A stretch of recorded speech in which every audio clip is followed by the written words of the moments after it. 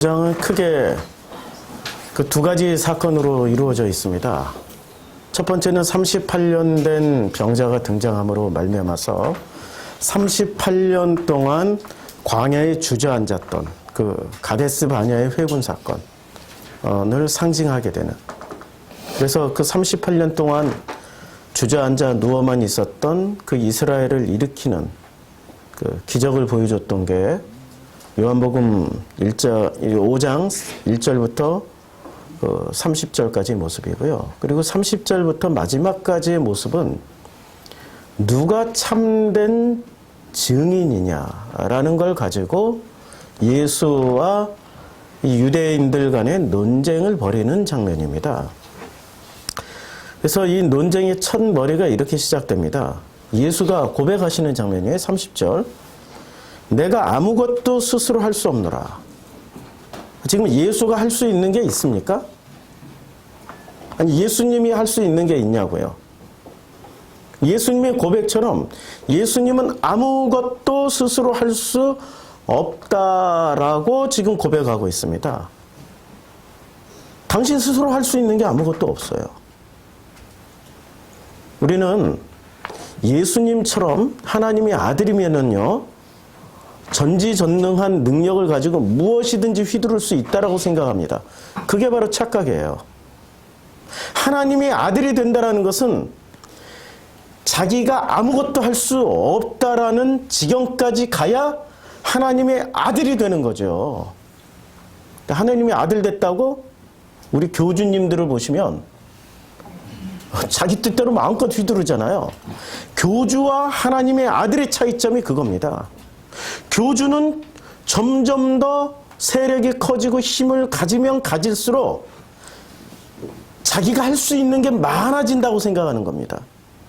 심지어는 범죄의 영역까지도 마음껏 넘나들면서 마음껏 범죄를 저지르고 있죠. 그게 교주예요. 그런데 하나님의 아들은 힘과 능력이 하나님만큼, 하나님이시잖아요. 될지라도 어떻게 하고 계십니까? 내가 아무것도 스스로 할 수 없다라는 고백을 하게 되는 겁니다. 이게 교주와 아들의 차이점입니다. 아들 되셨습니까? 그러면 내가 할 수 있는 게 뭐가 있죠? 아무것도 할 수 없어요.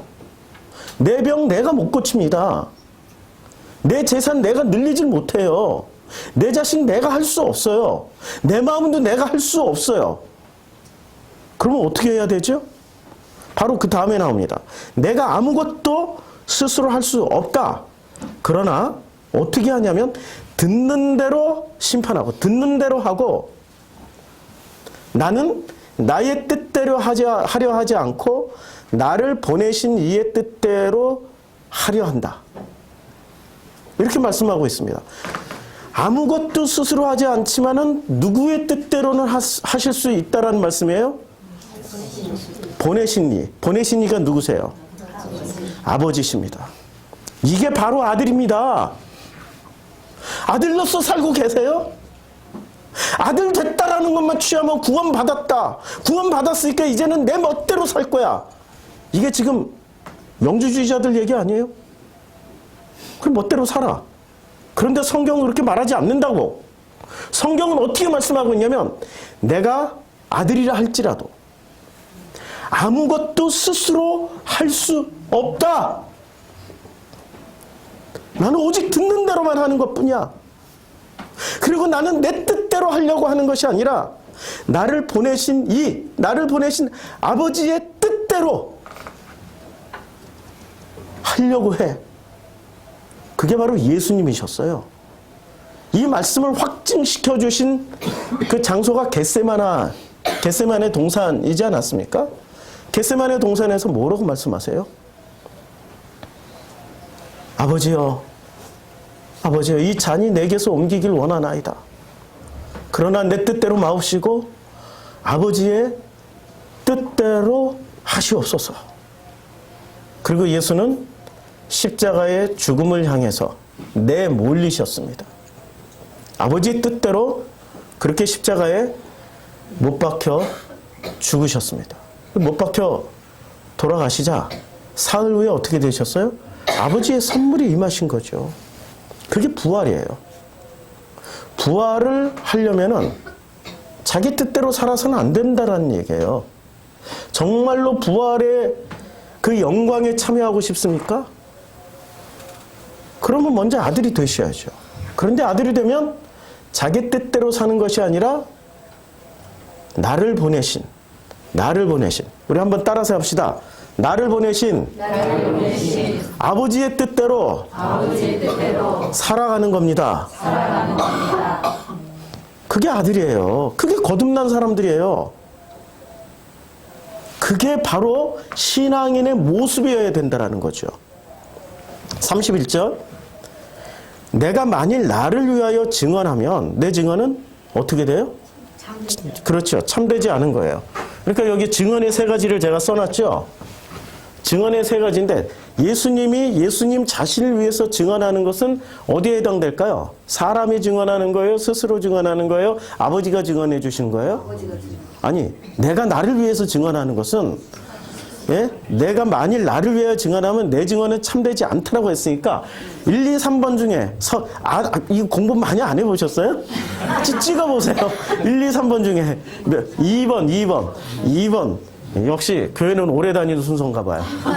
오래 다니시니까 예, 우리 순복음 유치원을 잘 다니셨습니다. 예, 2번 맞습니다. 내가 만일 나를 위해 증언한다는 말은 스스로 증언하는 거예요. 스스로 증언하면은 증언이 어때요? 참되지 않는다라고 그랬어요. 스스로 증언하는 교주님들이 계시잖아요. 성령이 오십니다. 아버지가 내 옆자리에 앉으셨습니다. 성령님이 내 옆자리에 앉으셨습니다. 그게 스스로 증언하는 거예요. 뭐 주님이 말씀하셨습니다. 우리 회장님들은 또 그러시잖아요. 주님이 우리 순복음 회장님 그러셨죠. 주님이 오늘 지금 이 순간 나에게 말씀하십니다. 지금 그게 다 스스로 증언하는 거예요. 그는 주님이 뭐라고 말씀하셨어요? 참되지 않다. 거짓이다. 우리가 얼마나 미혹당하기 쉬운 뇌구조를 가졌는지 이 뇌구조는 있잖아요. 우리처럼 이렇게 허름하고 허술하고 오늘은 참 감사하게 앉을 자리가 별로 없네요. 꽉 차가지고 테이블 들어온 보람이 있습니다. 테이블로 바로 활용이 되네.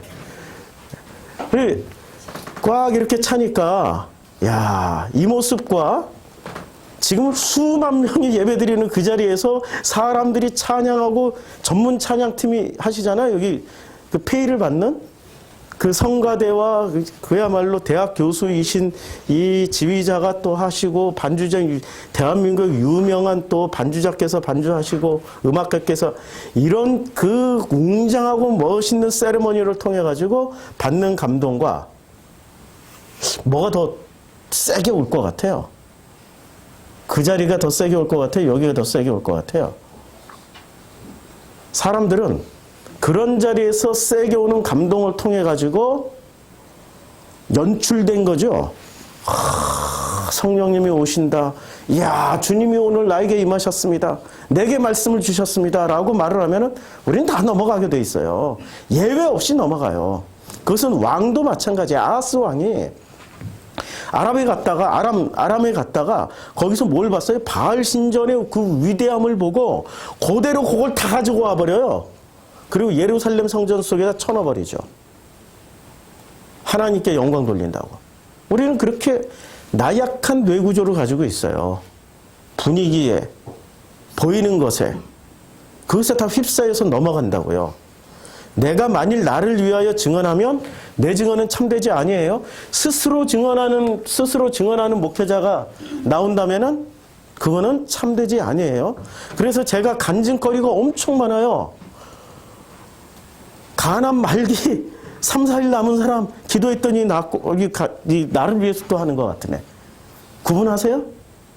그런 것 전혀 안 한다니까요. 아프리카에서 어떤 역사가 일어났는지 정말로 우리 교회가 어떤 지금 개척이 어떤 능력과 역사가 나타나는지 스스로 증언을 안 해요.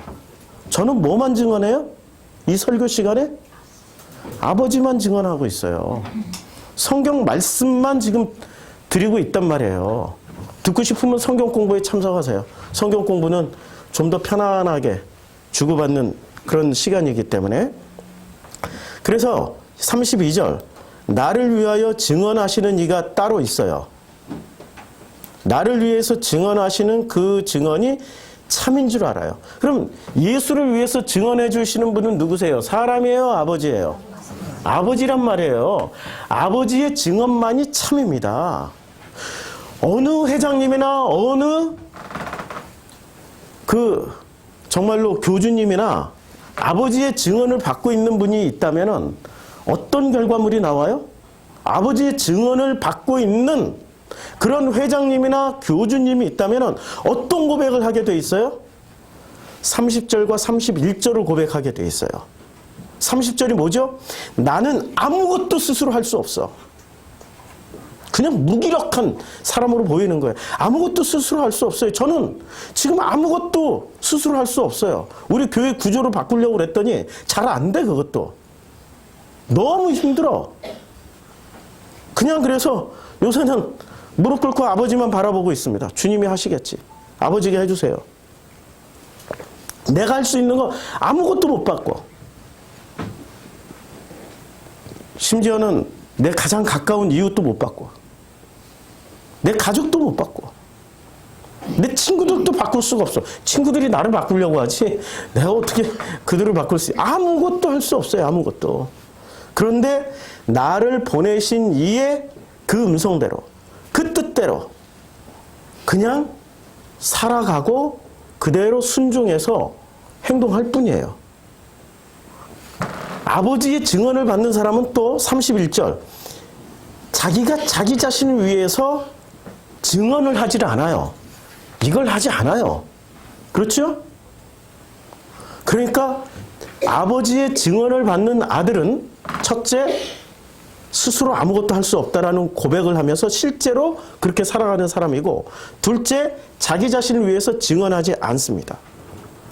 그런데 33절부터 보면은 너희가 요한에게 사람을 보내요. 너희가 누구죠? 여기서 너희는 누굴까요? 예수의 제자들이에요? 바리새들이에요? 예, 바리새들이에요. 바리새가 예루살렘에서 요한에게도 사람을 보내고, 이 요한복음에 의하면은 예수에게도 사람을 보내요. 이게 3장에 나와요. 그래서 바리새들이 예루살렘의 조종자들로 등장하는 게 요한복음입니다. 실제 실권자는 바리새들이에요. 그러니까 너희가 요한에게 사람을 보낼 수 있는 그 정도의 파워풀한 능력을 가진 사람들은 바리새들이에요. 그래서 바리새가 요한에게 사람을 보내매 요한이 무엇에 대해서 증언을 했어요? 진리는 뭐죠? 진리를 알지니 진리가 너희를 자유케 하리라 라고, 그 진리라고 말할 때는 그 진리가 뭐였어요? 진리를 알지니 진리가 너희를 자유케 하리라. 그 진리는 예수 그리스도잖아요. 그럼 예수 그리스도가 왜 진리가 돼요? 예수 그리스도는 아버지가 증언해 주시는 분이기 때문에 예수 그리스도가 진리예요. 그럼 아버지가 증언해 주시는 분은 스스로 자기 자신을 증명하지 않아요. 그리고 자기가 무엇이든지 할 수 있다라고 말하지 않아요. 할 수 없다라고 그러지. 우리나라의 70년대, 80년대 교회마다 뭘 써붙여놨어요? 할 수 있다! 하면 된다! 해보자! 그래서 해서 했는데 뭐가 됐어? 교회는 크게 지어놨는데 지금 내용물은 다 썩어서 회칠한 무덤이 됐잖아요. 그 속에는 송장 썩는 냄새가 나잖아요. 시체 썩는 냄새가 나잖아요. 이럴 때일수록 예.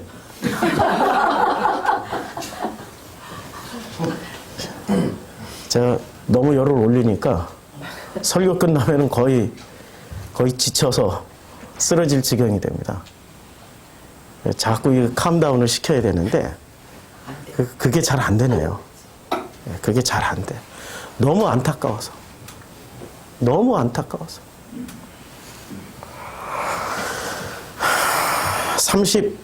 33절에 보면 요한이 진리에 대해서, 예수에 대해서 증언을 했어요. 뭐라고 증언했는지 혹시 기억나세요?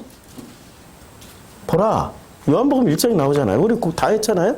보라, 세상 죄를 지고 가는 하나님의 어린 양을 보라. 증언했단 말이에요.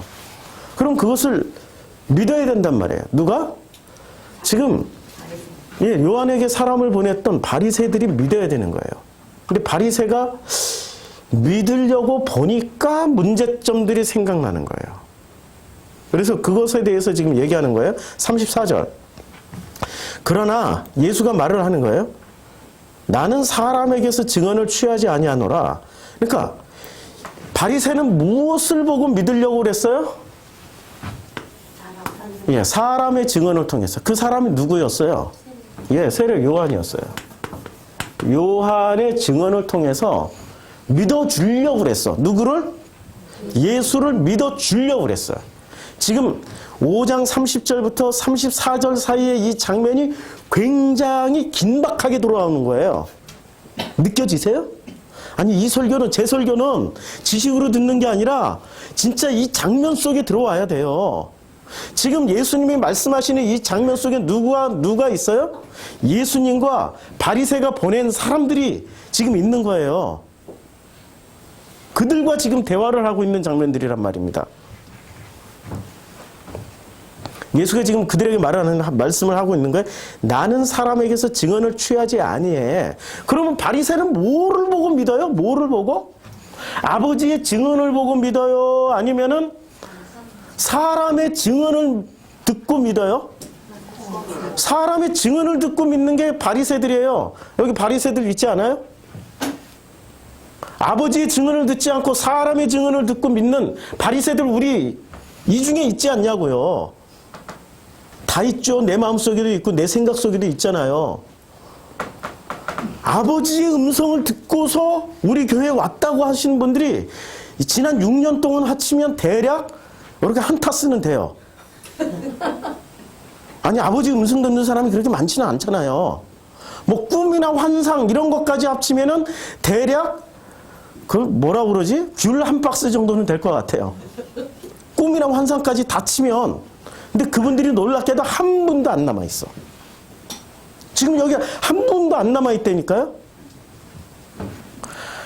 아버지의 음성이나 환상이나 아버지께서 보여주셨던 꿈이라고 고백을 내 앞에서 분명하게 했는데 놀랍게도 출석하는 동안에 누구 얘기를 들어요? 사람의 얘기를 그거보다 더 크게 들어버리는 거예요. 그럼 자기가 들은 음성은 뭐야? 아버지의 음성이야? 자기 음성이야? 사람의 말에 해롱해롱 하다가 휘가닥 그냥 이 철새처럼 다른 쇼핑하듯이 이 교회 저 교회 날라다니는. 그럼 뭐야 도대체? 당신이 들은 건 뭐야? 결국 사람의 음성만 또 못하게 하나님의 음성을 들었다면 이 사람은 이제까지 들었던 게 하나님의 음성이 아니란 얘기잖아요.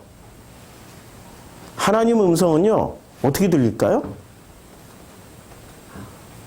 마음으로 들리는데 내 마음에 꼭 맞게 들려요? 내 마음과 완전히 다르게 들려요? 예, 이제 많이 깨달으셨어요. 내 마음과 다르게 들려요. 똑같지 않으면 안 되는 거예요.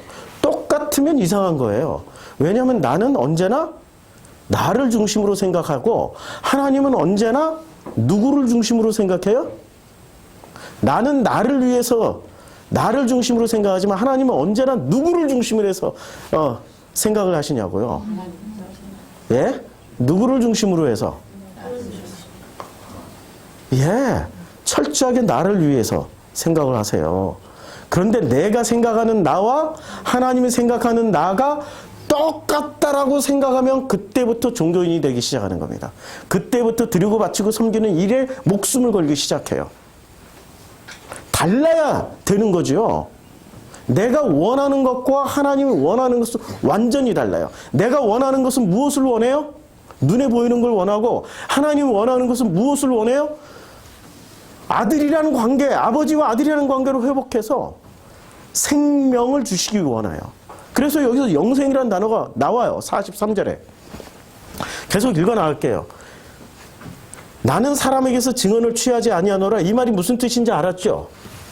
이 말이 다만 이 말을 하는 것은 너희로 구원을 받게 하려 함이라. 목적이 뭐예요? 구원받게 하려고 하는 거예요. 영생을 주기 위해서. 이제 이 말의 진정한 의미를 아시겠죠? 자, 35절. 요한은 켜서 비추이는 등불이라. 켜서 그 등불이에요. 너희가 한때 그 빛에 즐거이 있기를 원하였거니와 라고 말씀을 하셨어요. 요한은 어떤 존재였어요? 등불. 자, 이 등불입니다. 성경에서 등불을 하면은 제일 먼저 떠오르는 데가 장소가 한 군데 있어야 돼요. 어느 장소? 예? 어디요? 예, 등불 하면은 제일 먼저 딱 떠오르는, 이 시대의 유대인들이 등불 하면은 딱 머릿속에 자동 반사적으로 딱 떠오르는 장소. 성전, 어디? 예, 성소 안에. 예, 지성소는 빛도 없어요. 깜깜해요, 거기는. 거기 들어가서 빛도 없어요. 그래서 방울 달고 들어가야 되죠. 빛도 없으니까. 빛도 없는 데서 피가 있고 뭐 이러다 보니까 온갖 바이러스들이 있을 거 아니에요. 그렇죠? 저주받아서 죽을 수도 있지만 저처럼 면역력이 약한 사람들은 들어갔다가 바이러스 감염돼서 죽을 수도 있단 말이에요. 그래서 발목에도 뭘 달고 가요? 방울 달고 줄매 달고 들어가는 거예요. 방울 소리가 짤랑짤랑 나야 움직이고 살아있는 건데 안 나면 어떻게 돼요? 그거 끌어내서 죽었다 생각하고 끌어내는 거예요. 빛은 어디까지만 있어요? 예, 성소까지만 있어요. 그러면 이 사람들이 등불 하면은 주님이 지금 등불이야 라고 말씀했을 때 요한은 어디까지 간 사람이에요? 네, 그렇죠. 그 정도까지 생각을 했던 거예요. 요한이 그리고 주님도 성소까지는 들어갔어 라고 인정을 해주시는 장면이에요. 우리가 그것을 어떻게 알 수 있었어요? 지난주 설교에 이게 이스라엘이고 요단강이에요. 요단강 동편, 여기는 동이고 여기는 서인데 광야에서 어디로 들어가야 됩니까? 동에서 서로 들어가는 게 이게 출애굽의 궁극적인 목적이잖아요. 그런데 세례 요한은 사역을 어디서만 하셨어요? 전부 동쪽에서 사역하시고 마지막 죽임당하는 자리도 어디서 죽임당했어요? 동쪽에서 요쯤에서 목이 잘려 소반에 담겨져서 헤롯 왕에게 바쳐지게 된 일이 여기서 일어났어요. 그러니까 이분은 아직 못 넘어오신 거죠? 요한복음은 철저하게 이 지리적 위치까지도 계산해서 다 설명을 해주고 있죠. 그러니까 이분은 어디까지 가셨어요? 등불이라고 말씀하실 때는 그냥 성전 안에 성소까지는 들어가셨다. 그러나 지성소 안에는 못 들어가셨다. 그래서 등불이라고 표현하는 거예요. 그런데 너희가 한때 무슨 불 밑에 있었어요? 등불 밑에. 그러니까 성소의 불. 그러니까 이 동쪽에서는 어떤 사건이 일어납니까? 광야 40년이 있었잖아요. 광야 40년이 있었기 때문에 이 광야 40년의 대표자가 누구세요? 모세죠. 그러니까 그 모세가 이름이 여기서 나오는 거죠. 자, 모세 이름이 어디서 나오죠? 5장 46절 나오죠? 45절 40 너희가 곧 바란 자 모세니라 모세를 믿었더라면 그래서 모세가 나오는 거예요. 이 논리 구조상. 이게 등불이라고 말씀하실 때는 당연히 광야의 대표자인 모세가 언급되어야 되는 거죠. 그러니까 예수님에 대해서 증언한 이 요한복음은 철저하게 백그라운드를 어디다 두고 지금 설명을 하고 있어요. 예수님에 대한 설명을. 출애굽 사건. 그리고 출애굽을 모르면 예수에 대한 해석이 힘들어지는 거죠. 자, 그래서 34절 그러나 나는 사람에게 증언을 취하지 아니하노라 다만 이 말을 하는 것은 너희로 구원을 받게 하게 하려 함이라. 요한은 켜서 비추이는 등불이라. 너희가 한때 그 빛에 즐거이 있기를 원하였거냐. 한때 그 빛에. 그러니까 이 사람들이 지금 바리새들이 어떤 빛만 가지고도 즐겁고 행복했어요? 성소의 빛. 아직 지성소까지도 못 들어갔는데 지성소까지도 못 들어갔어요. 그런데 지성소까지도 못 들어갔던 이 사람들이 지금 어떤 일을 벌이고 있어요? 자기네들이 지금 하나님의 아들인지 아닌지 이분이 메시아인지 아닌지 감별사 노릇을 하고 있는 거예요. 말이 되냐고요. 말이 안 되죠. 그러니까 사람의 증언은 필요가 없다는 얘기예요. 스스로도 증언할 필요가 없어요. 왜냐하면 누가 증언을 하시기 때문에? 아버지께서 증언하시기 때문에. 아버지께서 증언하는 자는 결론이 다 똑같이 나와요. 어떻게 결론이 나와요? 나는 스스로 할 수 있는 일이 아무것도 없어. 나는 나를 보내신 그 아버지의 뜻대로만 나는 살아갈 뿐이야. 이런 고백으로 살고 계십니까? 그렇게 살으셔야 돼요. 그렇게 살으시는 게 잘 살고 있는 거고 맞게 살고 있는 거예요. 야, 이제 감사하네. 이제는 우리 교회 예배 분위기 아멘도 나오고 힘이 납니다. 좋습니다. 그래서 너희가 한때 그 빛에 즐거이 있기를 원하였으나 그러나 그 빛은 아직도 1% 부족한 거야. 어디까지 들어가야 되는 빛이어야 돼요? 지성소까지 들어가야 되는 빛이어야 되는 거죠. 그 바로 직전에서 다 이루었어. 이 정도면 충분해. 이 정도면 메시아까지 감별해낼 수 있는 대단한 능력이라고 생각했던 사람들이 바리새였어요. 지금 수많은 복음을 설교한다라고 하는 분들 보면은 이분들이 딱 요 정도 수준이에요. 요 정도. 다른 분들은 모르겠지만 제가 우리 성도님들이 그리고 제 설교를 듣고 있던 분들이 이렇게 이 목사님 어떠세요? 이 목사님 어떠세요? 저도 모르는 분들 설교를 보내주고 글을 보내주고 그러면 안타깝게 딱 요 정도 수준입니다. 너무 안타까워요. 못 넘어가시더라고. 못 넘어가셔. 그 열매는 그냥 몇 년 지나보면 그분들의 열매는 금방 온몸으로 체험하시게 될 거예요.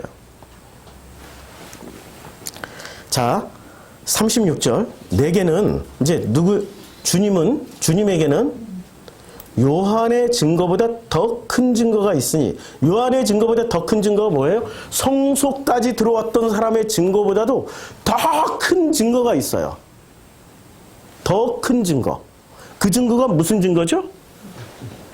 아버지께서 예수에게 주사 이루게 하시는 역사. 그 역사가 지금 우리는 이게 2000년 전 말씀이잖아요. 2000년 후에 봤잖아요. 어떤 역사가 일어났어요? 세상에 이 지구 인구의 70억 인구 중에 30억이 지금 예수 믿어요. 놀라운 역사가 일어났죠. 그 300년이라는 시간 동안 박해를 당해왔던 그 초라한 기독교, 바람만 세게 불면 확 꺼져버릴 듯한 그 바람 앞에 촛불 같던 그 기독교가 이제는 세상의 중심의 종교가 돼버린 거죠. 세력으로 이렇게 말을 하면은 아멘 하시겠죠? 예? 아멘. 이제까지 목사님들 설교가 그랬죠? 그거 비판하려고 지금 얘기하는 건데. 제 설교는 끝까지 들어봐야 돼요. 진짜 주님의 역사는 이 땅에 30억의 인구가 기독교인이다, 수많은 교회당을 지었다가 아니고요.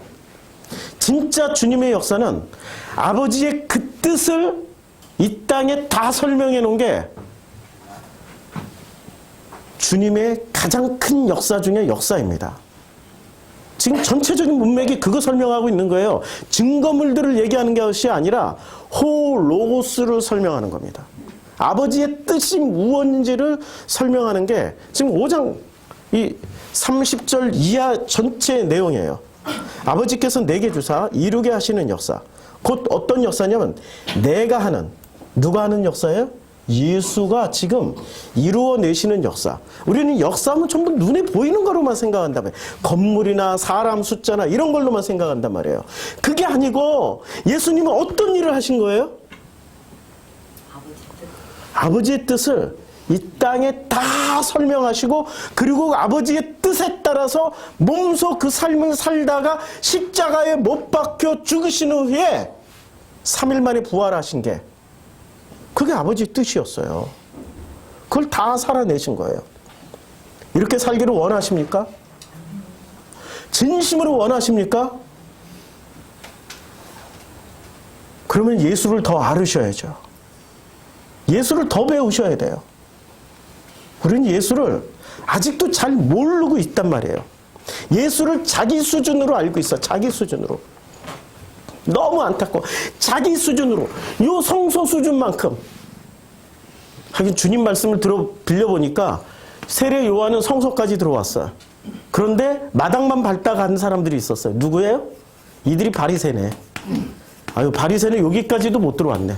마당만 밟아도 자기네들이 선생 역할을 하고 마당만 밟아도 자기네들이 다 가르칠 수 있다라고 메시아 감별사가 돼버렸네. 그러니 성소에 들어간 수준만 돼도 대단한 수준이라고 세례 요한을 따르고 추정하고 있었던 거죠. 지성소까지도 못 들어가고 구경도 못 해보고. 그러니까 곧 예수가 하시는 그 역사가 아버지께서 예수를 보내신 것을 증언해 주시는 그 증거물들입니다. 근데 아버지의 증언은 어떻게 돼요? 아버지의 증언은 뭐가 나타납니까? 첫째, 증거물로 역사가 나타나요. 역사가 뭐죠? 역사가 뭐죠? 병 고치고 방언받고 사업 잘 되고 능력 받는 게 역사입니까? 아니면 나같이 이렇게 가능성 없는 인간이 어떻게 하다 하나님을 만나서 어떻게 하다 이렇게 해? 이 세상을 이렇게 살아가는 거야? 이게 역사 아니에요? 저의 역사를 한번 되돌아보면요. 20살까지 이사를 30번 넘게 다녔어요. 그때 내 소원은 제발 이사 좀 안 다니고 좀 안정된 집에서 살고 싶다. 그리고 한 번도 집안에 이 햇빛이 들어오는 집에서 살아본 적이 없었어요. 햇볕이 안 들어와. 통풍이 안 돼. 가뜩이나 잘못 태어나가지고 이 연약하게 태어나서 그 어린 시절 내내 그런 집에서 살다 보니까 제가 잔병 치레가 끊이질 않았어요. 오늘도 이제 설교 직전까지 기운이 완전히 벌써 화장실 3번 다녀와가지고 탈진한 상태에서 지금 시작하는데 지금 이게 제 기운으로 하는 게 아닙니다. 하나님 임하셨습니다. 아, 참. 그 비참한 그런 어린 시절을 보내면서 그러나 그 어린 시절에 예수를 믿었다는 것 그것으로 말미암아서 한 번도 절망하거나 좌절하지 않고 그 하나님이 그 어린 시절 신앙이에요. 그걸 통해서 나에게 뭔가를 하실 거야 라는 소망을 가지고 있었어요. 어렸을 때 그 시절에는 그 70년도 교회 제가 69년부터 다녔는데 69년도 70년도 그 시절에는 헌금을 얻으려면 어떻게 했는지 아세요? 잠자리채. 아세요? 잠자리채. 이렇게 막대기 달아가지고 이렇게 헌금함을 이렇게 사람들에게 돌리면 헌금함을 이렇게 빼나갈지도 모르니까 막대기채 이렇게 넣었다 뺐다. 그러다가 80년대 들어와서 헌금함으로 이렇게 바뀌었어요. 우리 교회 저 뒤에 있는 그런 헌금함으로 바뀌었어요. 그러다가 90년대 들어와서는 박스로 바뀌었어요. 워낙에 많이 들어오니까 저 조그만 거 가지고 안 되니까. 그런데 어렸을 때 잠자리채 된 저 헌금함이 오면은 그 어린 마음에 그냥 하나님께 이게 하나님한테 너무 미안한 거예요. 너무 미안해서 헌금함을 붙잡고 어떻게 했냐면 너무 죄송해. 진짜 돈이 없었어요. 그 흔한 애들의 1원짜리 한 장이 없었어요. 너무 가난해서. 정말 미안해가지고 그 하나님이 계시다라는 것을 제가 어떻게 알았는지 하나님한테 너무 미안해서 하나님 미안합니다. 드릴 건 없고 그냥 이 몸 바치겠습니다. 그 기도가 씨앗이 돼가지고 지금 이렇게 목사하고 있는 것 같아요. 그런 기도 함부로 하지 마세요. 그런 시절을 보냈다가 그 후로 그런 것들이 다 이게 저는 종교 체험을 너무 잘한 거예요. 그런 어려운 시절을 보내면서 쌓아놨던 기도, 이제 종교적인 간증이에요. 쌓아놨던 기도, 뭐 눈물로 했던 기도, 그 다음에 제가 수입이 생기자마자 11조부터 열심히 다 했어요. 그리고 그때 이 통장에 그때 기도할 때 그랬잖아요. 우리 종교인이 주여 이 통장에서 이제 계속 꺼내다가 이게 11조부터 감사헌금에 그냥 매일 선교헌금 매일 천재 나중에 보니까 제 월급에 거의 30%를 헌금을 하고 있었어요. 근데 그때 소망은 그거였어요. 종교적인 주여 이 통장 마르지 않게 해 주시옵소서. 언제나 이 통장에는 최소한 1,000만 원 이상은 허락해 주시옵소서. 왜냐하면 이걸 가지고 급할 때 가난한 사람, 어려운 사람, 이 가난한 목회자들 도울 수 있도록 해 주시옵소서. 뭐 이렇게 합리화를 시키면서 기도를 하고 있었어요. 근데 신기한 게 그게 그대로 이루어져요. 너무 놀랍게. 그래서 너무너무 제 기준으로는 집도 한 채 사게 됐고 제 기준으로 축복받을 거 다 받은 것 같았어. 집 없던 인간이 집을 하나 샀어요. 그 집 괜히 팔았어. 지금 4배 올랐는데 분당 정자동에 아파트도 팔고 이거 참 그때 이후로 분당 정자동 아파트 팔 때 2억인데 지금 뭐 몇 배 올랐는지 몰라. 10억 훨씬 넘어갈 거예요. 그러니까 하나님이 딱 그만큼만 주시더라고. 그런데 그때 그 물질이 그렇게 많았을 때 제가 어떤 기도를 했을까요? 하나님, 그때 종교가 가짜인 것 같았어요. 하나님, 아무래도 이건 제 신앙이 아닌 것 같아요. 하나님, 진짜 어려운 상황과 어려운 조건 속에서도 주님은 나의 하나님이시요 나의 아버지이심을 고백할 수 있도록 진짜 이 신앙을 그 신앙이 정말 제가 그런 신앙인인지 한번 검증받고 싶습니다. 라고 기도했더니 야 우리 하나님 기도 함부로 하지 마세요. 정확하게 그 시점이 되니까 그게 1년 후쯤 됐던 것 같은데 그 시점이 되니까 이혼해, 아버지 돌아가셔, 동생들과 결별해, 친척들 다 끊어져, 친구들 같이 신학했던 동기 목사들, 후배들 다 나에게 등 돌려. 와, 그 암흑의 시간 10년을 딱 정확하게 10년 동안 암흑의 시간을 보내더라고요. 그런데 제가 언제 그렇게 기도했는지 상황과 조건 속에 들어가니까 언제 그렇게 기도했는지를 새까맣게 잊어버리고 상황과 조건이 나빠지니까 어떻게 했는지 아세요? 하나님 있으면 나와봐 이씨. 하나님 있으면 나와봐 이씨.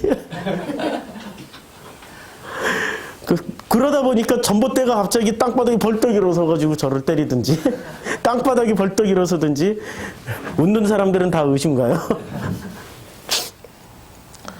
그런 시간을 보냈단 말이에요. 그러다가 다시 하나님 앞에 돌아왔을 때 그때 승승장구 길을 열어주실 줄 알았죠. 승승장구. 결코 그렇지를 않더라고요. 마지막으로 이게 마지막이 되길 원해. 저도 워낙에 그 어린 시절부터 시작해서 참 환난, 고난 속에 가난 속에 고난 속에 들어와 있기 때문에 마지막으로 아들을 딱 데려가실 때 그때는 완전히 하나님 앞에 항복을 했습니다. 아들까지 차라리 그 아들이 살아있고 내가 갔더라면 할 진심으로 그런 아들이 떠났을 때는 제가 어떤 상태가 됐는지 아세요? 힘이 조금 남아있을 때는 하나님 나와보라 그랬는데 그 아들까지 딱 데려가시니까 나는 스스로 나를 증명할 수도 없고 사람들이 나에 대해서 무슨 말을 하더라도 양해도 안 차고 오직 나는 30절 다시 한번 읽어볼까요? 우리 30절 내가 아무것도, 그러니까 나는 아무것도 스스로 할 수 없노라. 다 함께 읽어보죠. 시작. 내가 아무것도 스스로 할 수 없노라. 듣는 대로 심판하노니 나는 나의 뜻대로 하려 하지 않고 나를 보내신 이의 뜻대로 하려 함으로 내 심판은 의로우니라. 철저하게 깨달았습니다. 아무것도 할 수 없는 거예요.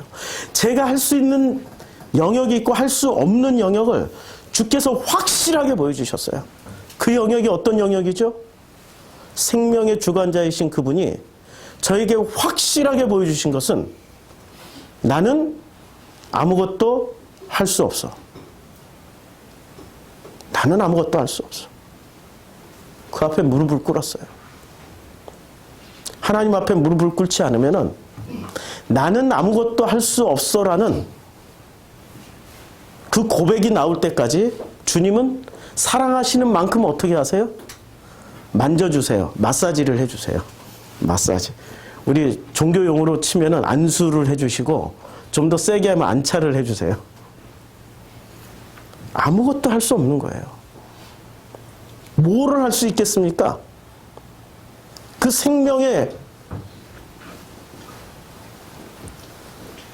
그 앞에서는 아무것도 할 수 없는 거예요.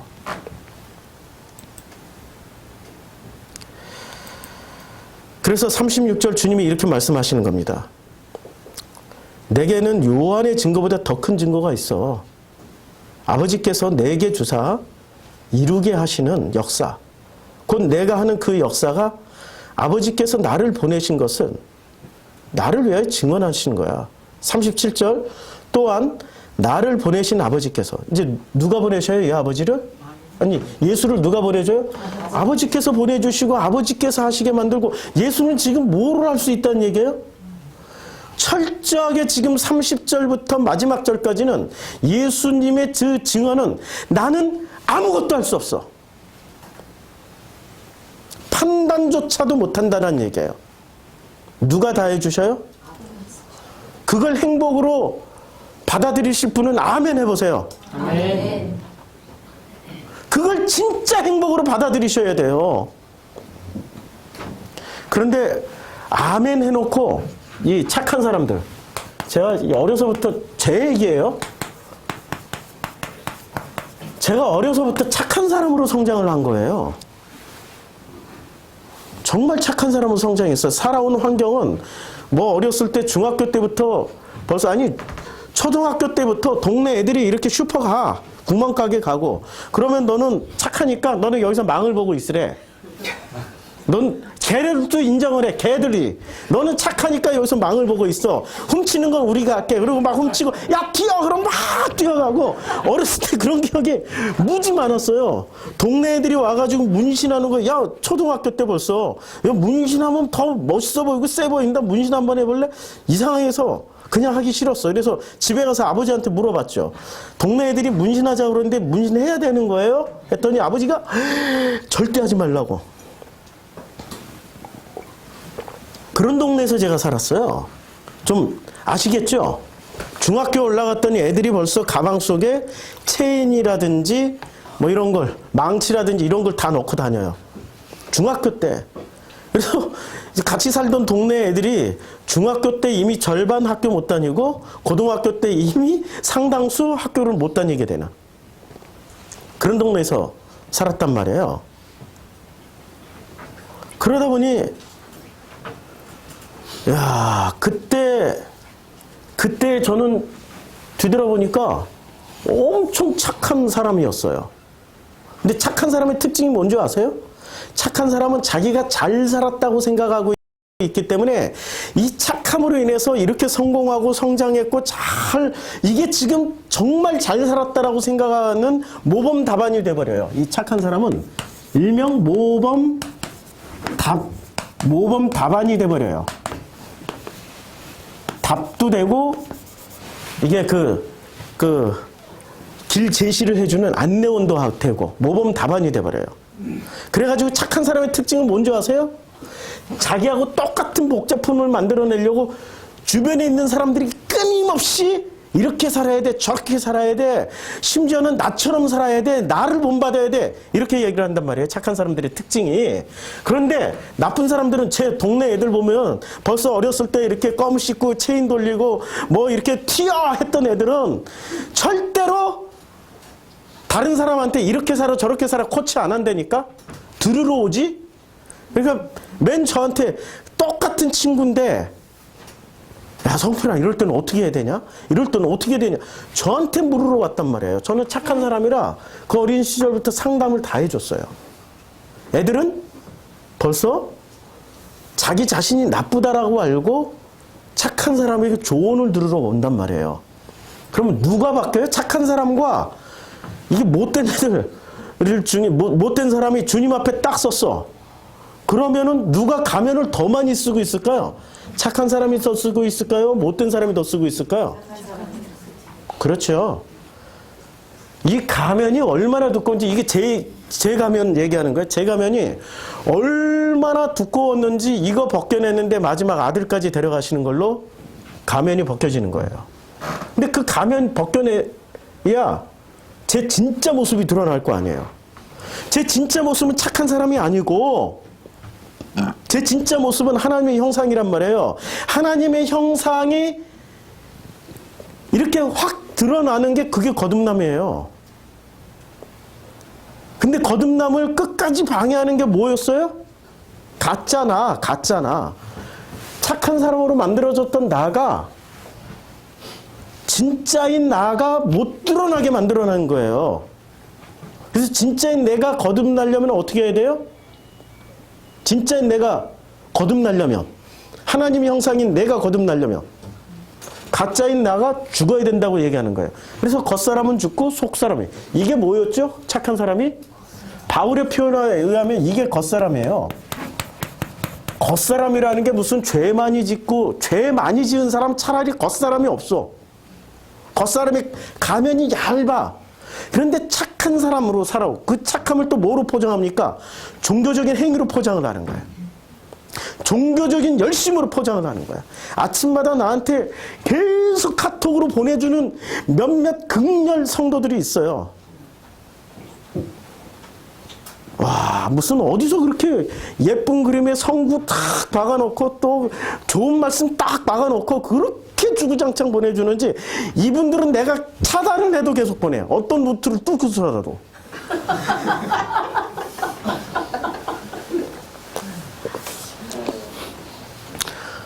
어떤 분들한테는 정중하게 제가 문자를 보내요. 더 이상 보내주시지 않았으면 좋겠습니다. 그러면 거기에 한 50%는 그냥 순종하고 안 보내는데 50%의 사람들은 끝까지 보내요. 어떤 사람들이 보낼까요? 착한 사람들이 보낸다니까요. 그 사람들은 되게 착한 사람들이에요. 착한 만큼 계속 신앙생활을, 아버지 앞에 다가가니까 뭐가 불안한 거예요. 불안하다니까. 그 착한 사람이 벗겨져야 돼요. 진심으로 그 하나님을 만나려면은 가면이 벗겨져야 하나님의 형상이 드러나서 아버지를 만날 거 아니에요?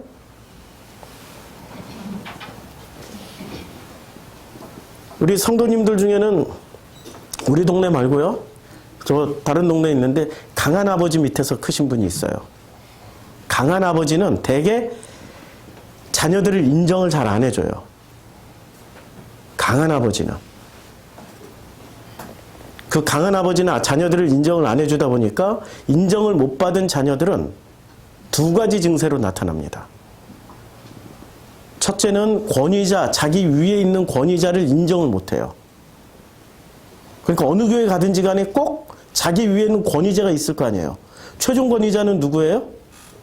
눈에 보이는 권위자 중엔 회장님들이잖아요. 예, 목사님들.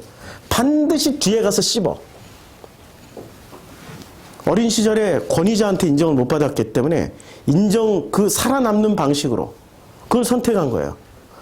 그 아버지가 그렇게 인정을 안 해주니까 뒤에 가서 엄마한테 씹어. 아버지 이상하다고. 자기 형제들한테 씹어.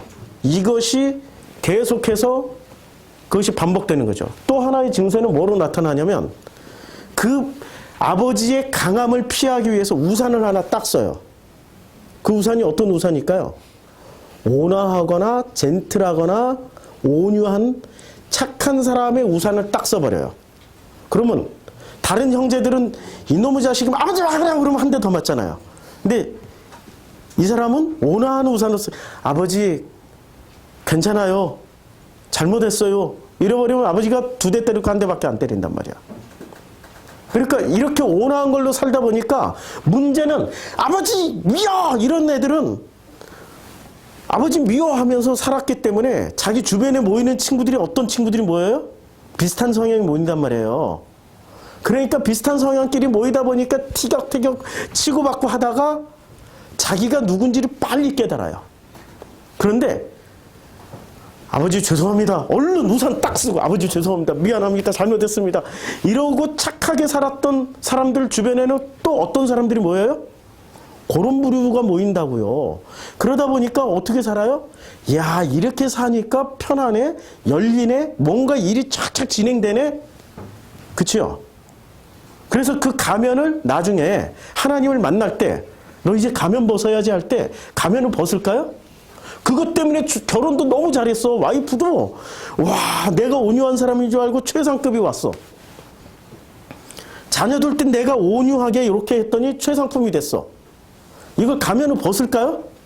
하나님은 야, 그게 네 모습이 아니고 나는 진짜 너에게 준 다듬지 않은 돌을 만나고 싶어. 왜 다듬어진 얼굴을 가지고 하나님 나 여기 있어요 하고 나타났냐고. 다듬지 않은 돌. 그게 하나님의 형상이잖아요. 그거 만나고 싶어. 그게 바로 내 아들이야. 벗을까요? 그거 벗으면 어떻게 돼요? 이제까지 쌓아놨던 모든 게 한꺼번에 다 무너진다라고 굳건하게 믿고 있기 때문에 못 벗어버리는 거예요. 그러니까 언제나 이중 생활을 하게 되는 거죠. 이중 삼중. 바닥이 언제 드러납니까? 빛이 있으라는 그 빛이 딱 직면할 때. 그때 깨져버리는 거죠. 그런데 이 사람들이 어느 빛에 직면을 해요? 등불 정도의 빛이니까 드러납니까? 안 드러나는 거죠. 이게 종교인들이에요. 이 등불 정도만 가지고 드리고 바치고 섬기고 할렐루야 아멘하고 찢고 뽑고 신앙생활 하는데 이게 구원받을 수 있는 조건이 되냐고요. 이 등불 밑에 비춘다고 해서 이 등불은 가시거리가 얼마 안 되잖아요. 샥 숨어버리면 안 보여. 그런데 아버지의 빛 앞에 딱 비치는 순간은 숨을 내야 숨을 수도 없단 말이에요. 지금 예수님은 뭘 가져오신 거예요? 등불 던지러 왔어요? 빛을 던지러 왔어요? 빛을 던지러 왔어요. 아버지의 그 빛을 던지러 왔어요. 그러면 예수를 만난 사람들의 반응은 어떻게 될까요? 와, 우리 구주, 우리 예수님 너무 좋습니다. 할렐루야, 아멘하고 따라갈까요? 왜 나한테 이렇게 잔인하게 해? 라는 반응을 할까요? 그렇죠. 왜 나한테 이렇게 잔인하게 나를 폭로시키냐고. 왜 나를 자꾸 직면하게 만드냐고. 그래서 예수는 스스로를 뭐라고 말씀하세요? 나는 걸려 넘어지게 하는 돌이야. 살기 위해서는 어떻게 해야 돼요? 예수님이 걸려서 다리를 걸어서 넘어뜨려 버려야 돼. 걸려서 넘어뜨리게 해주는 거예요. 직면을 해야죠. 직면을 자꾸 피한단 말이에요. 피하게 해주는데 가장 큰 역할을 하신 분들이 누군지 아세요?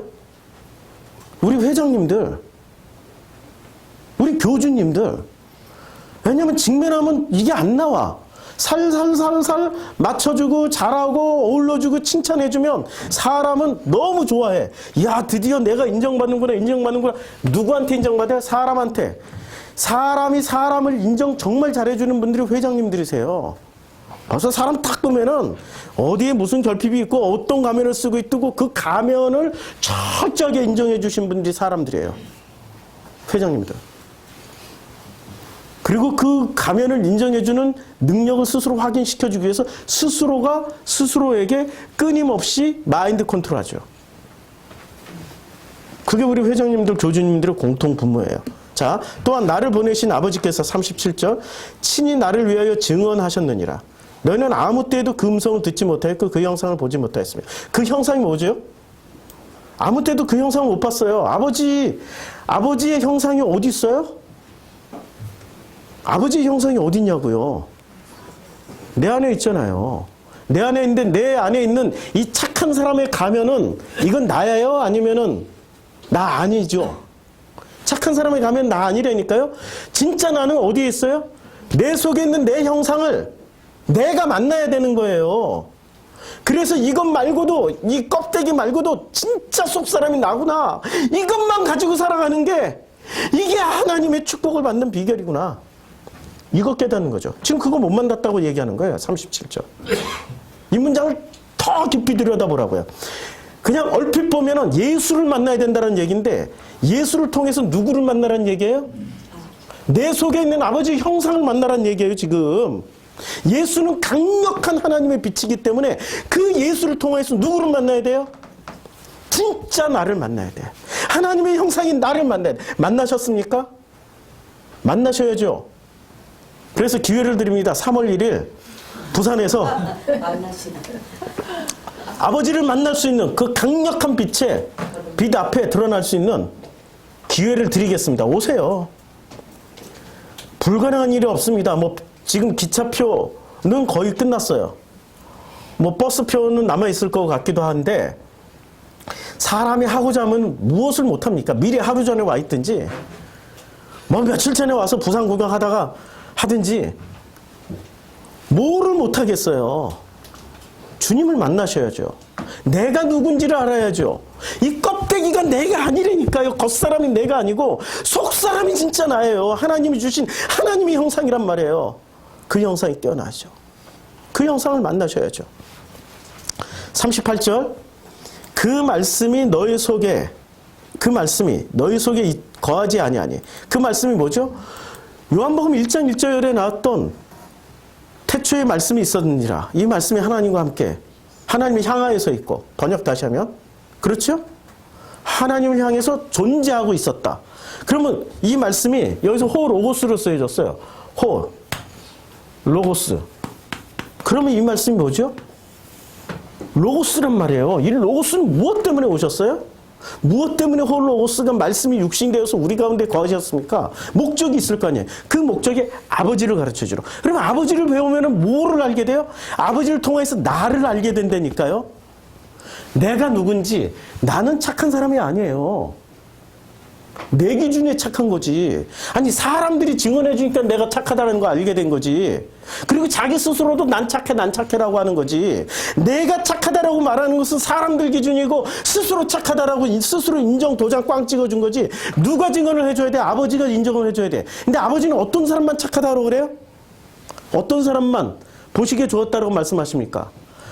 아버지의 형상이 깨어난 사람, 아버지의 형상으로 거듭난 사람들, 그 사람들을 아버지는 내 아들이야, 내 자녀야, 너는 비로소 나와 함께 살아야 되라고 말씀하고 계시는 그 아버지를 만나셔야죠. 아버지를 만나셔야죠. 그렇죠?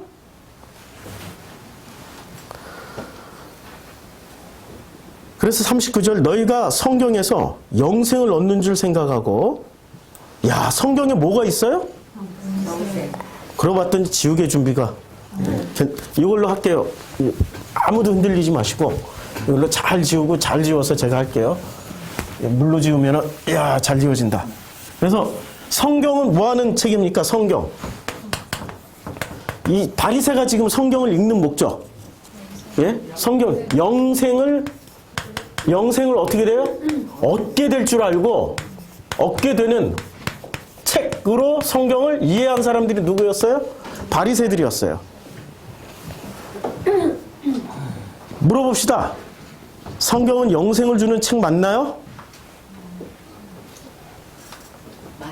예, 아멘 하셔야죠. 당연히 영생을 주시죠. 그런데 성경이 주고자 하는 목적이 영생뿐입니까? 다른 거 더 있지 않나요?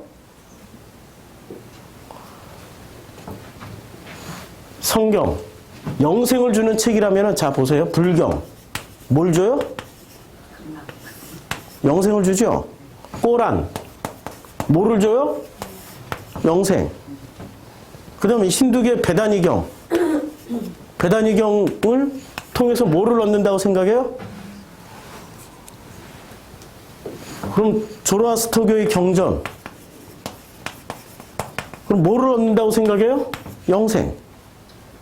시크교의 경전 뭐를 얻는다고 생각해요? 영생. 심지어는 요 앞에 있는 그 남녀오랑객교도 뭐를 얻기 위해서 걔네들은 그 자기네들 경전을 그렇게 열심히 읽어요? 영생. 이렇게 보니까 어때요?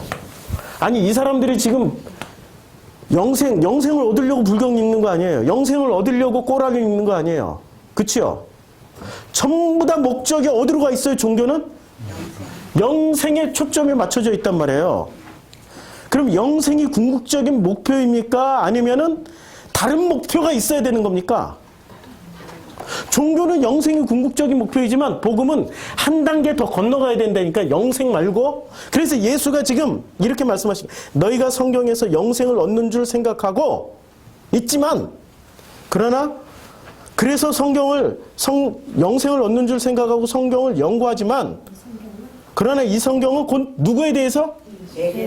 예수에 대해서 증언하는 거. 우리가 성경을 통해서 누구를 배워야 되는 거예요? 영생이 아니라 일단은 예수를 배워야 되는 거예요. 예수를. 예수를 아십니까? 예, 예수를 안다라고 생각을 했었어요. 그런데 제가 예수를 어느 정도까지 아프리카에 있을 때 아프리카에서 어쩔 수 없이 그 나라를 떠나서 여행을 할 수밖에 없는 상황이 됐어요. 제가 그 아프리카에 있을 때만 해도 1년 동안 산기도를 했잖아요. 1년 동안 저녁 10시에 올라가서 새벽에 그 북한산에는 절이 많아가지고 땡땡 예불종 칠 때 그때 내려오고 그랬어요. 밤새서 기도를 하고 그러다 보니까 이렇게 뭐가 좀 보이고 들리고 좀 했어요. 근데 제가 왜 이 짐바브웨를 떠나서 여행을 해야 됩니까? 라고 물었을 때 주님이 저에게 내면의 음성으로 말씀해 주시더라고요. 너는 예수를 알라. 왜? 예수 알고 있는데요? 아니 이 정도 신학 공부하고 이 정도로 연구했고 이 정도 체험이 있고 그러면 예수를 알고 있는데요? 또 뭐라고 말씀하시면 제가 왜 진짜로 떠나야 돼요? 너는 예수에 대해서 더 공부해라. 아니 알고 있다니까요? 한 번 더 말씀하시더라고요. 너는 예수에 대해서 더 깊이 공부해라. 그때 세 번째 아무 말 못하고 그냥 아멘 했어요. 아멘 했어. 제 고집을 내려놓고. 제가 착한 사람이 고집 엄청 세요. 왜냐면 이제까지 자기가 살았던 방식이 그게 다 옳았으니까. 그거 꺾으면은 자기 존재 자체가 무너진다고 생각하니까. 여기는 착한 사람 없죠? 예. 착한 사람들이 있으면은 제 말이 무슨 뜻인지 알아들을 거예요. 고집을 내려놓고 그냥 아버지께서 보여주신 그 길대로 쭉 갔어요. 그때부터 저는 이렇게 이 복음으로 들어오기 시작했습니다. 그리고 1년 동안 여행을 마친 후에 아버지 앞에 무릎을 꿇었어요. 저는 예수를 진짜 몰랐네요. 그때 이슬람을 지나오면서 2000년 된 원시 기독교, 이집트, 그 에티오피아 2000년 전에 그 원시 기독교, 유대교, 유대인들 회당, 이란에서 그 아르메니아에서 조지아에서 기독교와 유대교와 이슬람과 만나면서 제가 깨달았습니다. 예수 몰랐습니다. 죄송합니다, 아버지. 이게 아버지의 뜻이었고 의도였는데 이제 깨달았네요. 그때부터 제가 예수를 다시 공부해보니 제가 알고 있었던 예수는 종교적인 영생을 위한 예수였어요. 영생을 위해서 예수를 아는 것과 예수와 인격적으로 만나는 것은 천지 차이가 있는 거죠. 그렇죠?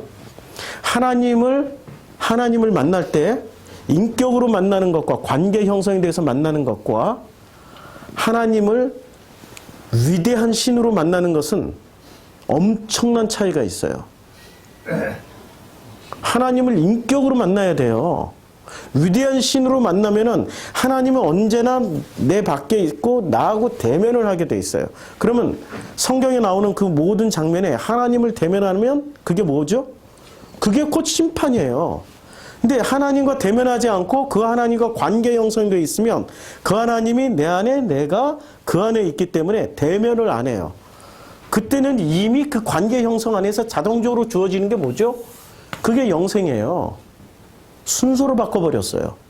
영생은 선물일 뿐이지 이게 궁극적인 목적은 아니란 말이에요. 관계 회복을 해야 돼요. 그래서 하나님과 내가 관계 회복이 되니까 그전에는 위대하신 신이고 창조주이시고 너무나도 거룩한 신이었는데 관계 회복이 되니까 하나님과 나는 무슨 관계가 됐어요? 아버지와 아들이 돼버렸어요. 그러면 예수님과는 관계 회복을 하니까 나의 하나님, 나의 예수님, 그리고 또 뭐가 됐는 줄 아세요? 이건 비밀인데 친구가 됐어요. 친구. 형님이 되고 친구가 되고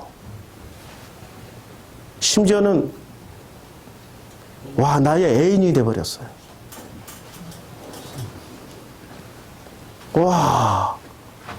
제가 그 관계도 없이 머리로만 예수를 안다고 했던 것을 안다라고 제가 하나님한테 우겼던 거예요. 예수가 이제는 위대하고 지대하시고 참 놀라우신 신이시지만 그러나 그분과 친구를 지내고 있습니까? 거기까지 가야 되는 거예요. 내 친구 예수, 나의 애인 예수, 그 상황까지 가야 되는 게 그게 바로 예수를 안다라고 하는 거예요. 그럼 성경에서 가르쳐주는 거 영생이 맞아요? 아니면 예수를 가르쳐주는 게 맞아요? 그렇죠. 예수를 가르쳐주는 게 맞죠. 그래서 39절 너희가 성경에서 영생을 얻는 줄 생각하고 성경을 연구할 때 영생을 연구하면 안 돼요. 이 성경이 곧 예수에 대해서 증언하니까 예수님과의 관계를 회복하고 그 관계를 만들고 그 관계 속에서 누림을 위해서 성경을 읽어야 되는 거예요. 성경 연구 목적은 그거여야 되는 거죠. 40절 그러나 너희가 영생을 얻기 위하여 내게 오기를 원하지 아니하노도다. 그러니까 예수님 안에는 관계 회복이 되면 뭐가 있다는 얘기예요? 당연히 영생이 있어요. 그래서 이 영생 때문에라도 와라는 얘기예요. 이 영생 때문이라도. 근데 그것마저도 안 와버린다는 얘기예요. 그래서 예수가 뭐라고 말씀하시냐면 내가 예수 자꾸 얘기하니까 어떤 사람들 기분 나빠요. 설교 듣는 분 중에 유튜브에 댓글 달아. 너 자꾸 왜 예수라고 하냐고. 예수님 하지. 난 친구가 됐는데? 네. 그분은 아직도 신으로 숭배하고 계시는 거죠. 엄청난 차이가 있는 거죠. 관계 형성이 안 돼 있는 거예요. 주종 관계만 형성되어 있는 거지. 정말로 내 삶과 나와 함께 얼마든지 내가 필요할 때 야야야 친구야 이런 거 진짜 야 어떻게 생각하냐? 아니 이런 친구가 바로 하나님이 친구가 되어주시겠다는데 예수님이 친구가 되어주시겠다는데 왜 그걸 끝까지 섬기려고만 하냐고. 자 42절 다만 하나님을 사랑하는 것이 너희 속에 없음을 알았더라. 이야, 지금 하나님을 이 지구상에서 제일 사랑하는 사람들이 누구예요? 바리새인들이었어요. 근데 이 바리새인들이 하나님을 사랑하는 것이 뭐 없다라는 것을 주님이 폭로시켰어요. 그러면 이 바리새인들은 지금 성전을 보면은 이 성전에 여기 마당, 성소, 지성소, 이 마당만 밟는 사람들인 하나님을 사랑하지 못하는 거죠. 그래도 성소까지 들어와야 사랑하는데. 그런데 그런 얘기가 아니라 이런 도식적인 얘기가 아니라 마음의 중심을 보니까 하나님을 누가 사랑해요? 아니 겉사람과 속사람이 있는데 지금 바리새는 뭐 가지고 사랑해요? 하나님을 사랑하는데 하나님은 진심으로 사랑해. 그런데 겉사람이 사랑해요? 속사람이 사랑해요? 지금 겉사람의 사랑을 지금 주님은 뭐라고 그래요? 이건 사랑 없어. 이건 아무리 해봐야 가짜니까. 겉사람은 누가 만들었어요? 하나님 만드는 거예요? 내가 만든 거예요? 내가 만든 거예요. 나의 필요에 의해서 만든 거라니까. 겉사람은 내가 사랑하는 방식으로 선택해서 만들어 놓은 가짜가 겉사람이에요. 진짜 나는 하나님의 형상, 진짜 나는 그 하나님의 형상이 진짜 나란 말이에요. 진짜 나가 깨어났어요? 그게 거듭남의 사건이에요. 그래서 요한복음 3장 3절에 이렇게 말씀하고 있습니다. 니고데모하고 예수하고 대답할 때 예수께서 대답하여 이르시되 진실로 진실로 내게 이르노니 사람이 거듭나지 아니하면 하나님 나라를 볼 수 없다. 어떻게 해야 하나님 나라를 볼 수 있어요? 거듭나야 되는 거예요. 거듭나야. 거듭난다는 게 무슨 뜻인지 이제 감이 오십니까? 성령 체험하는 게 거듭나는 게 아니라 속 사람이 깨어나서 하나님을 사랑하면 그 사랑은 진짜 사랑이라고 주님이 받으세요. 근데 겉사람으로 아무리 드리고 바치고 섬겨봐야 이거는 하나님하고 상관이 없어요. 이거는 마태복음 7장에서 이미 증명하고 있는 거죠. 마태복음 7장에서 사람들이 뭐라고 말씀하십니까? 마태복음 7장에서 그날에 많은 사람들이 나더러 주여 주여 우리가 주의 이름으로 선지자 노릇을 하며 주의 이름으로 귀신을 쫓아내며 주의 이름으로 많은 권능을 행했는데 이게 속사람이 했다라면 주님이 아멘하고 받아줄 거예요. 그런데 어떤 사람들이 했어요? 겉사람. 겉사람은 자기 착한 사람들 열심히 있기 때문에 착한 사람들이 열심히 있어요. 우리가 사회에서 이렇게 손가락질 하는 사람들이 자기 나 닮아? 이렇게 안 한다니까? 도둑이 자기 아들한테 야 너는 도둑질 하지 마라고 얘기하지 너 세상을 그따위로 살면 되냐? 더 악하게 살아 더 악하게 살아 이렇게 말하지 않는다고요. 그런데 착한 사람들 어떻게 얘기해요? 나를 닮으라고 얘기하는 거죠. 착한 사람들이 문제예요 지금. 착한 사람이 다 어디 와 있어요? 나쁜 사람들은 감옥 가 있고 착한 사람들은 다 어디 와 있냐고. 여기 다 모여 있잖아 지금. 겉으로 착한 거지. 그게 겉사람이란 말이에요. 이 착함이. 그러니까 나더러 주여 주여 하는 자마다 지금 주여 주여 이름으로 귀신도 쫓고 선지자 노릇도 하고 엄청난 열심으로 엄청난 일을 이루었어요. 그런데 주님이 뭐라고 말씀하십니까? 그때 내가 그들에게 밝히 말하되 내가 너희를 도무지 알지 못하니 이 불법을 행하는 자다. 왜 불법이에요? 겉사람이 하는 일은 다 불법이에요.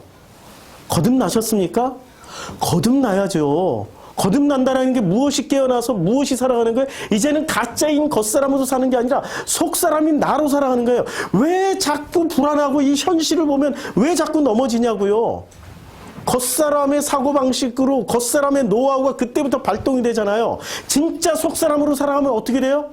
어떤 사건, 사고가 내 앞에 있든 어떤 우라질 놈의 일들이 일어나든 속사람은 어떻게 돼요?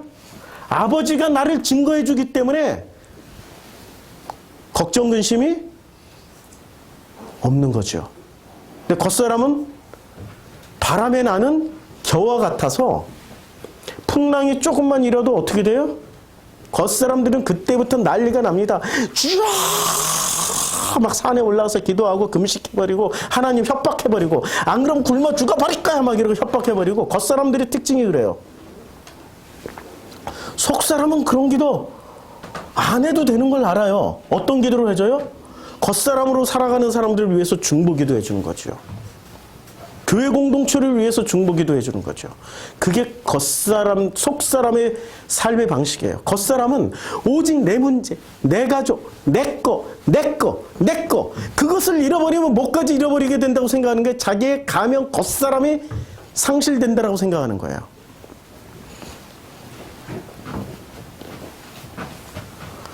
이제 봄날이 되니까 많이들 눈을 감고 계시는데 눈을 뜨고 조금 남았습니다. 마태복음 아니 요한복음 5장 조금 남았습니다. 이제 며칠 안 남았죠. 자, 그래서 다만 하나님을 사랑하는 것이 너희 속에 없음을 이제 무슨 말씀인지 알겠죠. 43절 나는 내 아버지의 이름으로 왔음에 아버지 이름으로 왔어요. 그런데 너희가 영접하지 아니하나 만일 다른 사람이 자기 이름으로 오면 영접하리라. 와, 야, 이거 진짜 놀라운 장면이에요. 진짜 놀라운 장면이 여기서 나오는 거예요. 아니 지금 하나님의 이름으로 아버지 이름으로 오면 영접을 안 해요. 자, 아버지 이름으로 왔어요. 예수는 아버지 이름으로. 이름이라는 게 무슨 뜻이에요? 예, 엘로힘이에요. 뭐 여호와예요. 여호와 엘로힘이에요. 예? 예수는 아버지 이름으로 왔어요. 그런데 아버지 이름으로 오니까 사람들이 영접을 안 해요. 근데 이 이름이라는 게 이름이에요? 아니면 내용물이에요? 내용물이죠. 내용물이 뭐였어요? 내용물이 호로고스였단 말이에요. 호로고스. 그래서 이 호로고스를 우리가 요한복음 시작할 때 10번 이상을 해버렸어요. 호로고스를 가지고. 그만큼 호로고스가 핵심이란 말이에요. 지금도 호로고스 얘기를 하는. 이 호로고스의 내용은 뭐예요? 한마디로 말해서 다 요약하면 관계. 관계를 어떻게 해요? 회복하자. 관계로 회복하자. 그럼 어떤 관계로 회복해야 돼요? 아버지 이름, 아버지 내용물은 아버지와 아들의 관계로 회복하고, 다 관계로 설명하고 있잖아요. 신랑과 신부의 관계로 회복하자. 이 아버지와 아들, 신랑과 신부는 정말로 정상적이고 정말로 좋을 때는 진짜 사랑하는 관계예요. 근데 겉사람들이 하는 관계는 이게 별로잖아요. 이게 왼수땡이들이잖아요. 왼수땡이들이, 아니 돌아보면 알잖아요. 왼수땡이들. 그렇잖아요? 아니 빙긋이 웃고 계시는데 매력 덩어리. 빨리 순복음상에서 졸업시키세요. 자, 아버지의 이름은 그거란 말이에요. 내용물, 호로고스. 그래서 아버지의 이름으로 오면은 희한하게 영접을 아니하고 어떻게 해요? 만일 다른 사람이에요. 다른 사람이 그 사람의 이름으로 오면은 어떻게 돼요? 영접해버려요.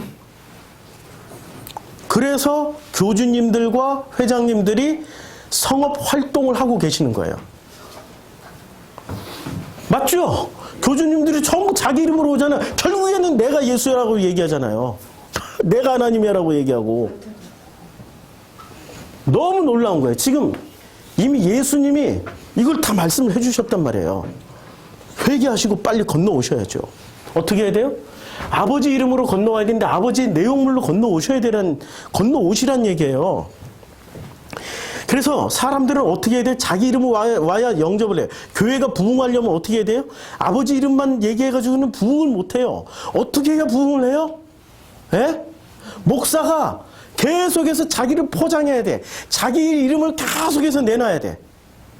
그러면 너무나도 놀랍게 아메바처럼 막 엄청 작아지고 폭발적으로 성장을 해버려요. 폭발적으로 성장하는 교회들의 특징을 보시라고요. 전부 우리 회장님 위대하시다. 우리 회장님 최고야로 만들어 나가고 있죠. 우리 프로스쿠마이 교회에서는 절대로 그렇게 안 합니다. 뭐 자라보고 놀란 가서 소뚜껑 보고 놀란다고? 소뚜껑만 보고도 그냥 지레 겁먹고 벌써 딴 데 찾아다녀. 아 진짜. 아휴. 그분들을 보면 너무 안타까워. 그렇게 교회 쇼핑을 다니시는지. 그만하셔도 될 때가 왔는데. 자, 그러니까 너희가 영접하지 않아 만일 다른 사람이 자기 이름으로 오면 영접을 해버려요. 와, 44절. 너희가 서로 영광을 취하고 유일하신 하나님께로부터 오는 영광은 구하지 아니하나니 어찌 나를 믿을 수 있겠느냐. 그러니까 너희가 서로 누구와 누구끼리 서로 영광을 취해요? 서로. 아니 서로 종교 구조가 그거 아니에요? 어디서 확신을 얻어요? 말씀 안에서 확신을 얻는 게 아니라 누구 안에서 확신을 얻어요? 구역 모임에서 서로 자기네들이 만든 논리 가지고 끊임없이 그것을 유통시킨단 말이에요. 구전처럼 장로들의 유전과 전통처럼 끊임없이 그걸 유통시키는데 그 유통시키는 논리에 서로 영광을 취하고 났더니 이제는 배가 불러서 더 이상 줘도 못 먹어. 유일하신 하나님으로부터 오는 영광은 구하지 아니하니. 줘도 못 먹는다니까. 이미 자기네들이 취한 영광에 너무 배불러 버려가지고 줘도 못 먹어. 그래서 주님이 이렇게 말씀하십니다. 어찌 나를 믿을 수 있느냐. 어찌 나를 믿을 수 있느냐. 45절. 내가 너희를 아버지께 고발할까 생각하지 말라. 너희를 고발하는 이가 있으니 곧 너희가 바라는 자 모세라. 왜 하필 모세가 고발을 해야 될까요? 하필 모세, 여기서 모세를, 그래서 모세의 이야기를 다 읽고, 모세를 믿었더라면 또 나를 믿었으리니 이는 그가 내게 대하여 기록하였습니다. 그러나 그의 글도 믿지 아니하거든 어찌 내 말을 믿겠느냐. 왜 하필 여기서 모세가 나왔을까요? 예? 왜 하필? 왜 하필 모세가 나왔을까요? 광야에서 무엇을 냈죠? 광야에서 있었던 대표적인 사건을 꼽으라면은 출애굽기 32장 8절입니다. 출애굽기 32장 8절에 보면 이런 장면이 나옵니다. 이제 아론이 금송아지 가지고 만들어요. 그래가지고 그 금송아지를 보고 이제 주님이 모세를 통해서 주님이 말씀하세요. 그들이 내가 그들에게 명령한 길을 속히 떠나 자기를 위하여 송아지를 부어 만들고 전부 누구를 위해서 만들었어요? 자기를 위해서. 그러니까 이게 지금 구조가 어떻게 되어 있는 거예요? 스스로 지들끼리 서로 증언해주고 서로 증명해주고 서로 영광을 주고받고 있는 그게 다 자기를 위해서 하는 거란 말이에요. 자기를 위해서 그걸 부어 만들었어요. 그러니까 자기를 위하여 송아지를 부어 만들고 그것을 예배하면서 그것에게 예배 제물을 드리면서 말하기를 뭐라고 말을 합니까? 이스라엘아 이는 너희를 애굽 땅에서 인도해낸 너희 신이다. 이스라엘에게 뭐라고 그랬어요? 애굽에서 인도해낸 너희 신. 이거 신이라는 이름이라고 번역했는데 엘로힘이라고 돼 있어요. 성경 히브리어에는 엘로힘이야. 이분이 엘로힘이야. 지금 이 사람들은 이렇게 엘로힘을 만든 목적이 뭐였어요? 자기를 위해서. 자기를 위해서. 그럼 자기를 위해서 아버지의 이름을 선택할까요? 자기를 위해서 사람의 이름을 선택할까요? 이게 종교란 말이에요. 자기를 위해서 영생을 선택할까요? 예수를 선택할까요?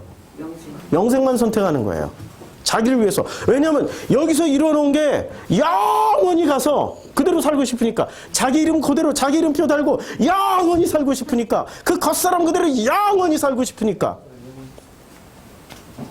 자기 겉사람 이름표 달고 영원히 살고 싶어 한다니까요. 자기가 만들어 놓은 게 너무나도 아까워. 이거 한 방에 사라지는 게 너무나도 끔찍해. 그래서 자기 이름표 달고 겉사람 이름표 달고 영원히 살고 싶어 해요. 그래서 영생을 추구하는 거야. 예수를 만나지도 않고. 근데 나라는 인간이 뭐 그렇게 대단하다고. 저처럼 이렇게 자꾸 얻어맞아 봐요. 나를 부인하고 싶어 계속. 계속 버리고 싶어. 나 아니고 싶어. 좀 들 마셔. 이런 말 하면 안 되는데. 예. 들 맞기 위해서 교회 나오시는 거죠? 그렇죠? 그렇게 하셔야죠. 하나님 빨리 만나셔야죠. 저는 너무 착한 사람이라 껍데기가 너무 두꺼워가지고 그 어렸을 때부터 지금까지 성공 노하우는 착한 사람이었어요. 그거 깨지는데 이렇게 힘들었단 말이에요. 이스라엘아 이는 너희를 애굽 땅에서 인도해낸 너희 신이라 하였도다. 그 다음에 민수기 14장 이 광야에서 일어난 사건들입니다. 민수기 14장 11절 이렇게 나옵니다. 우리 여호와께서 모세에게 이르시되 가데스 바냐 사건이에요. 이 백성이 가데스 바냐에서 했던 짓을 주님이 평가를 해주십니다. 이 백성이 어느 때까지 여호와 하나님을 멸시하겠느냐. 멸시당하는 거예요. 지금 누가? 하나님이 누구에 의해서? 가데스 바냐에서 우리는 메뚜기입니다. 엉엉 울고 통곡하는 백성들이 걔네들은 울기만 했을 뿐인데 하나님 멸시당했어. 왜 멸시당했냐? 내가 그들 중에 많은 이적을 행하였으나 어느 때까지 나를 믿지 않겠느냐. 안 믿는 게 멸시하는 거예요. 그럼 가데스 바냐에서 그 사람들이 뭐가 폭로당한 거예요? 속사람이 폭로당한 거예요? 겉사람이 폭로당한 거예요? 겉사람의 믿음 없음이.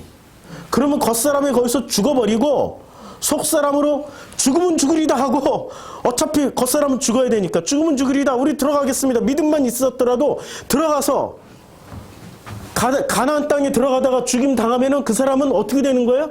속사람이 거듭나는데 그건 무서워하는 거예요. 가데스 바냐의 핵심은 속사람 죽기 싫은 거야. 아니 겉사람 죽기 싫은 거야. 겉사람.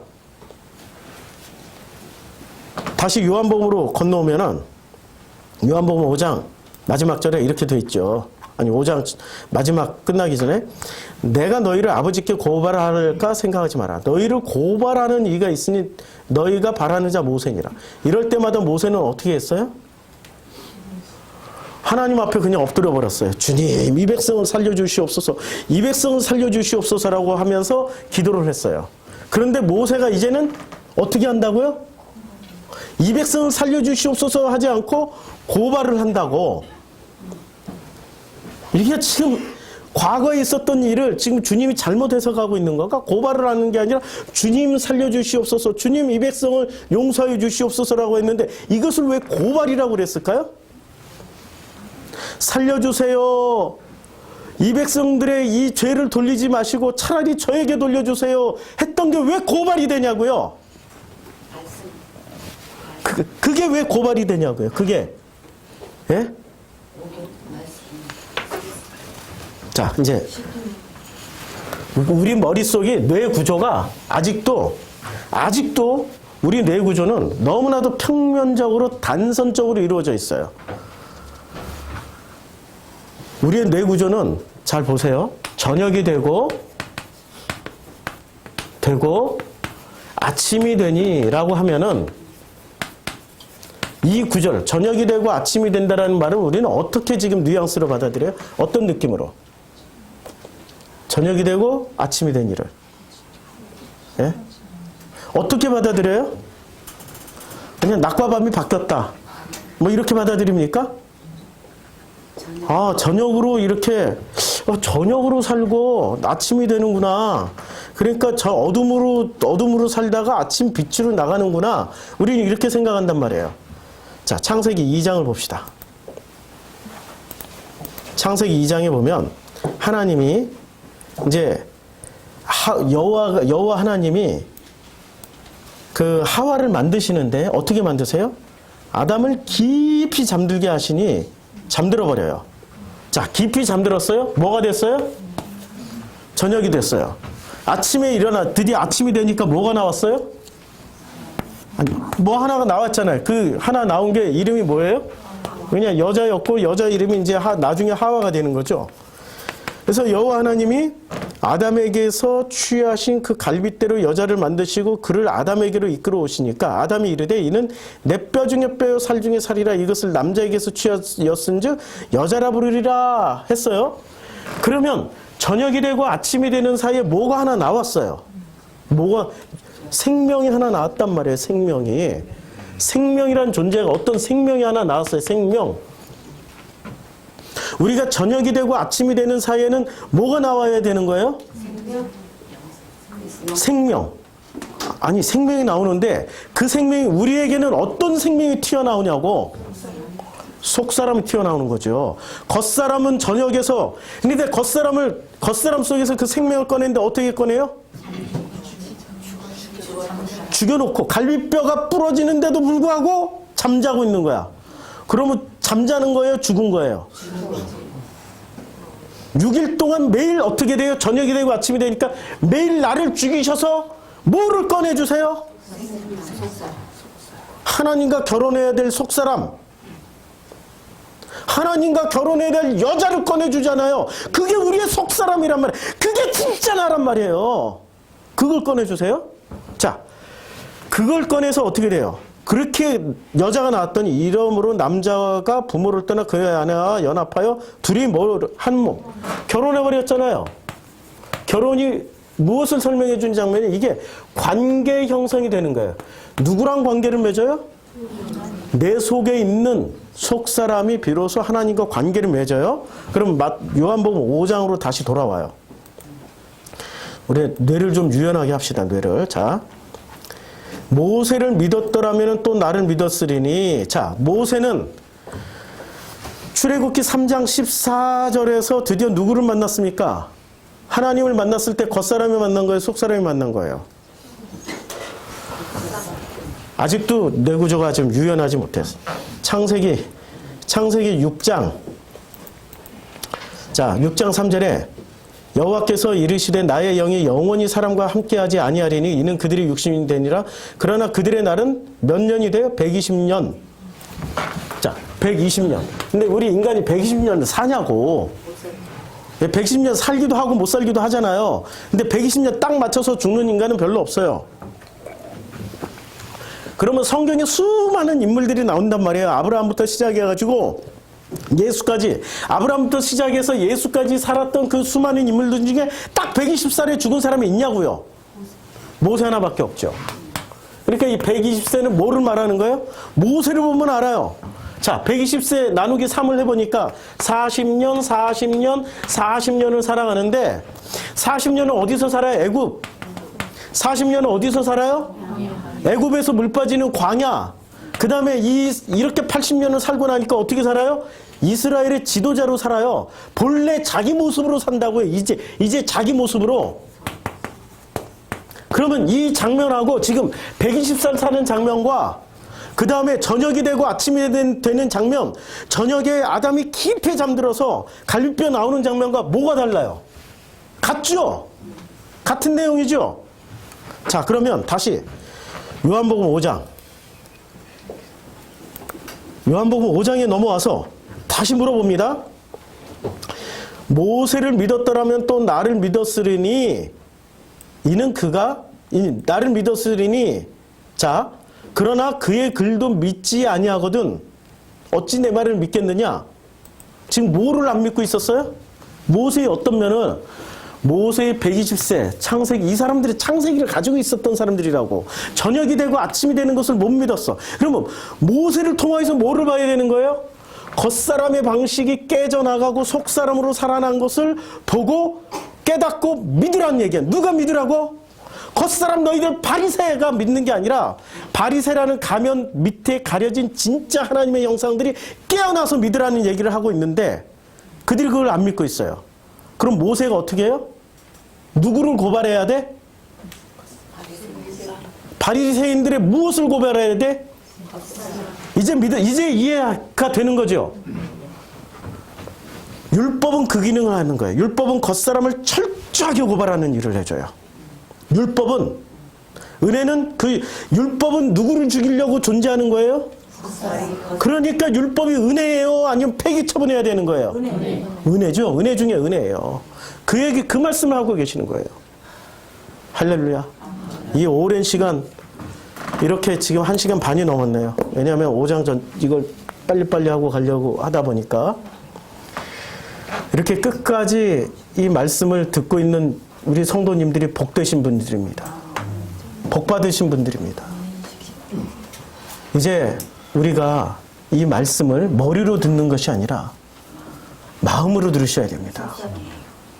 그래서 오늘 이 말씀을 듣고 내 마음에 하나라도 와서 부닥친 것이 있으면은 그 부닥친 것을 가지고 기도를 한번 해보자고요. 기도를 다 함께 이 시간에